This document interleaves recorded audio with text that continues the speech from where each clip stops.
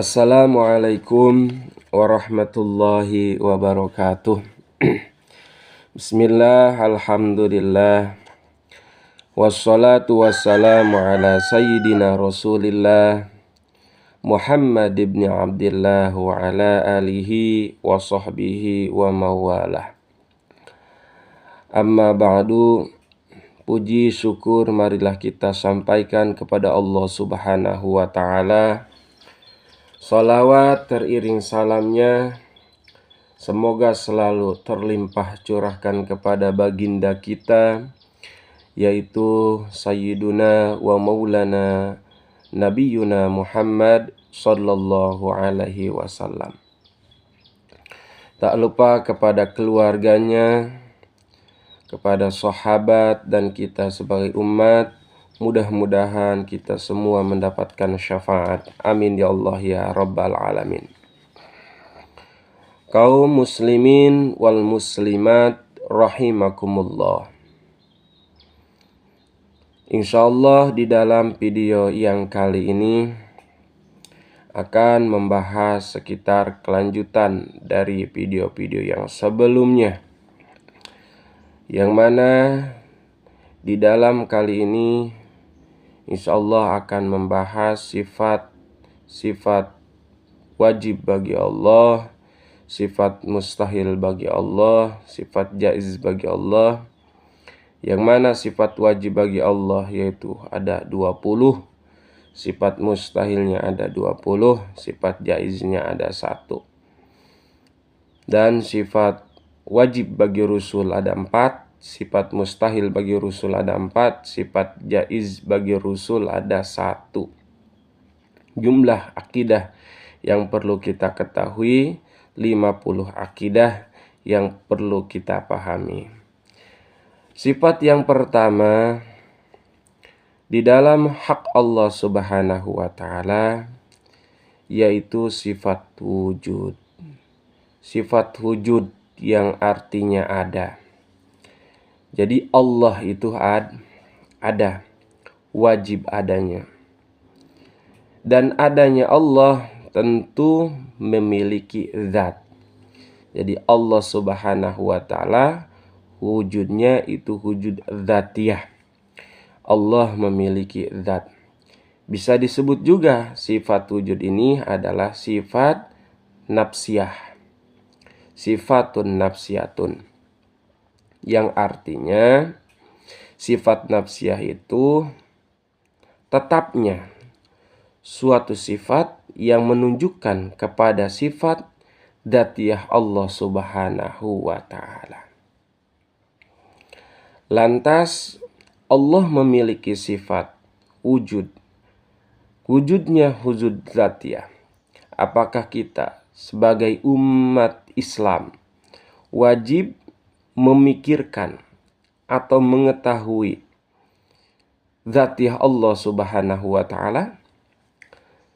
Para ulama berpendapat, wabil khusus syekhuna, guru kita semua, yaitu Sultanul Aulia atau Sultanul Ulama il Jaziratul Arab, rajanya ulama-ulama Jazirah Arab di zamannya, yaitu Syekh Nawawi Al-Bantani At-Tanahara. Beliau berpendapat di dalam kitabnya bahwa wayakfi al-mukallafu, cukup bagi orang yang mukallaf, kita yang sudah baligh, yang berakal, yang diperintah oleh agama. Cukup kita apa? Cukup ayya'rifa annahu ta'ala maujudun wujudan wajiban. Cukup mengetahui atau meyakini bahwa sesungguhnya Allah subhanahu wa ta'ala maujudun itu zat yang wujud, wujudan wajiban, wujudnya yang wajib. Jadi kita tidak perlu memikirkan bagaimana zat Allah, bagaimana bentuk Allah. Tidak perlu. Karena kita cukup menekadkan atau mengetahui di dalam diri kita Allah itu maujud, maujudnya yang wajib. Bahkan wala yajibu, tidak diwajibkan bagi kita sebagai umat muslim yang mukallaf ayya'rifa anna wujudahu, mengetahui sesungguhnya wujud Allah Subhanahu wa taala ainu dzatihi. Jadi tidak wajib kita memikirkan zat Allah Subhanahu wa taala, tidak wajib. Karena apa? Karena li'anna dzalik, karena perkara tersebut, memikirkan dzatiyah Allah tersebut adalah min ghawamidi ilmil kalam, perkara yang tidak bisa diucapkan oleh kata-kata.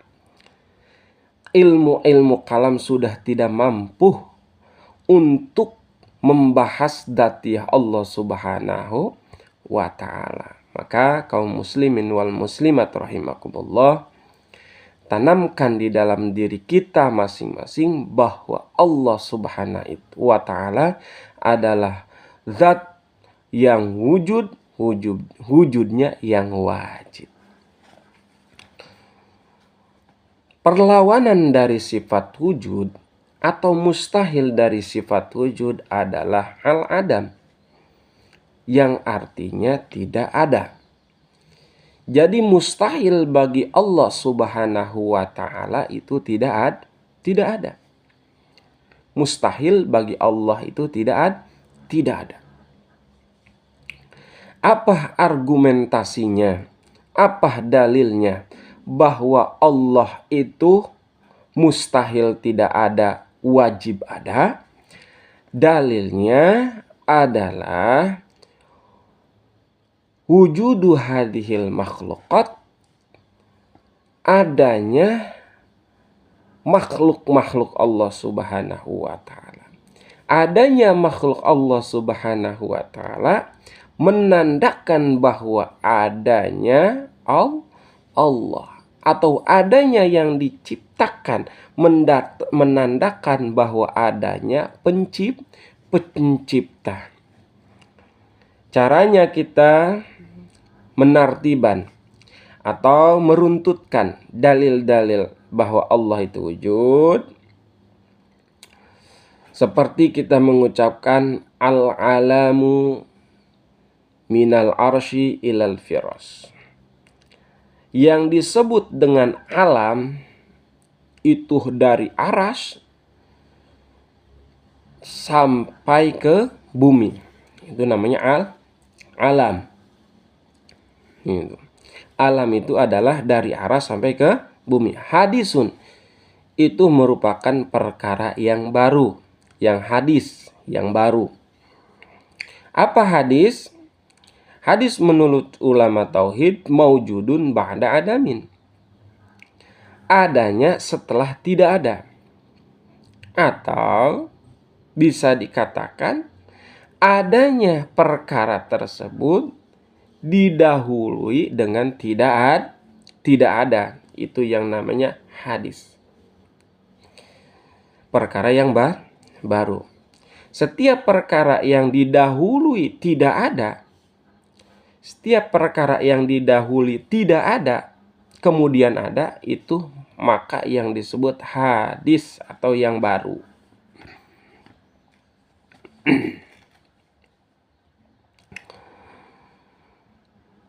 Maka setiap perkara yang hadis, perkara yang baru, itu wajib memiliki zat yang menciptakan. Zat yang menciptakan. Setiap perkara yang baru atau perkara yang ada, yang diciptakan, wajib memiliki atau memiliki zat yang menciptakan. Apa yang menciptakan? Yaitu Allah Subhanahu wa ta'ala. Kesimpulannya dari sifat wujud bahwa Allah itu wajib ada dan mustahil tidak ada.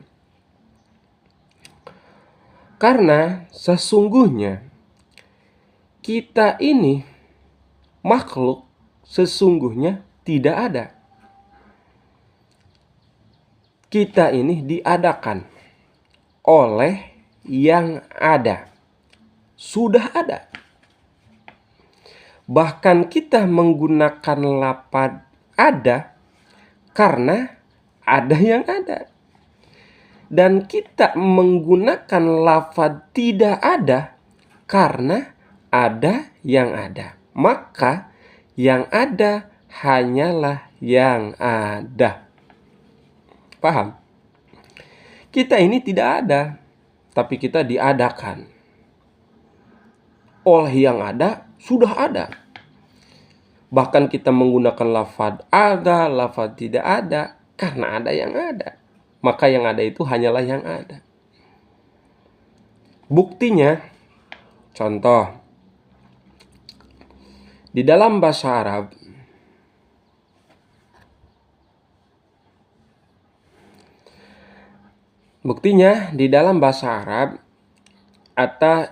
ada 3 kata ganti. Ada yang disebut huwa. Huwa itu kata ganti dari orang yang tidak bisa dilihat atau orangnya jauh. Huwa, dia. Ada juga anta, kamu. Kamu orangnya berarti ada di depan. Anta mukhatab. Ada juga ana. Ana itu mutakallim wahda, saya. Kita ambil contoh yang pertama, ana. Misalnya kita menggunakan lafaz ana. Ana Zaid, ana Hindun, ana Khalid, ana Bakar, ana Fatimah, ana Aisyah, ana. Mati semua ana. Tinggal yang hidup ana satu. La ilaha illa ana fa'budni. Di dalam surat Toha. Tiada Tuhan atau tiada Tuhan, la ilaha illa ana. Tidak ada Tuhan terkecuali saya, kata Allah Subhanahu wa taala di dalam Al-Qur'an. Artinya la ana illa ana. Tidak ada saya kecuali saya. Artinya la maujud illa ana. Tidak ada yang wujud terkecuali saya. Artinya la ana illa ana. Tidak ada saya kecuali saya. Mati semua ana Bakar, ana Fatimah, ana mati semua, tinggal ada yang satu yang hidup. Ana la ilaha illa ana fa'budni di dalam surah Toha. Yang kedua, contoh yang kedua, anta, kamu Bakar, kamu Khalid, kamu Zaid, kamu Hindun, kamu Fatimah, kamu Zahroh, kamu mati semua kamu. Tinggal yang hidup satu, kamu yang abadi. Apa? La ilaha illa anta inni kuntu minadz dzalimin. La ilaha illa anta, tidak ada Tuhan selain kamu, yaitu Allah Subhanahu wa ta'ala. Contoh yang ketiga, huwa. Huwa dia. Artinya itu huwa dia. Dia Bakar, dia Hindun, dia Zainab, dia Ali, dia Mustafa, dia. Mati semua dia. Mati. Tinggal satu yang hidup, yaitu la ilaha illa huwa. La ilaha illa huwal hayyul qayyum. Nah, mati semua, tinggal la ilaha illa huwa, tidak ada. La ilaha, tidak ada Tuhan illa huwa, terkecuali dia Allah Subhanahu wa ta'ala. Artinya la maujudun illa huwa, tidak ada yang wujud terkecuali Allah Subhanahu wa ta'ala. Artinya la huwa illa huwa, tidak ada dia terkecuali dia. Kesimpulannya, kita ini semuanya tidak ada, tapi kita ini diadakan oleh yang ada. Kita ini semuanya pinjem dari Allah Subhanahu wa ta'ala. Anak saya, anta kamu, huwa dia, pinjem dari Allah Subhanahu wa ta'ala. Maka kaum muslimin wal muslimat rahimakumullah, apa yang kita miliki, apa yang kita raih di kehidupan ini, di dunia ini yang penuh dengan keruksakan, yang penuh dengan dramatis, maka kita jangan sampai kita memiliki sifat yang takabur, yang sombong, karena kita ini adalah sesungguhnya tidak ada. Kita ini hanya diadakan oleh yang ada. Yang kita miliki akan tidak ada. Yang kita punya akan tidak ada. Yang kita miliki sekarang akan ditinggalkan oleh kita semua. Maka marilah kita memperbaiki diri. Jangan sampai kita memikirkan orang lain, mencaci maki orang lain, tapi diri kita tidak dilihat aib-aib di dalam diri kita yang sangat luar biasa, kekurangan-kekurangan di dalam diri kita yang luar biasa. Maka kita harus berpegang teguh kepada Allah Subhanahu wa ta'ala dengan cara kita beribadah kepada Allah Subhanahu wa ta'ala.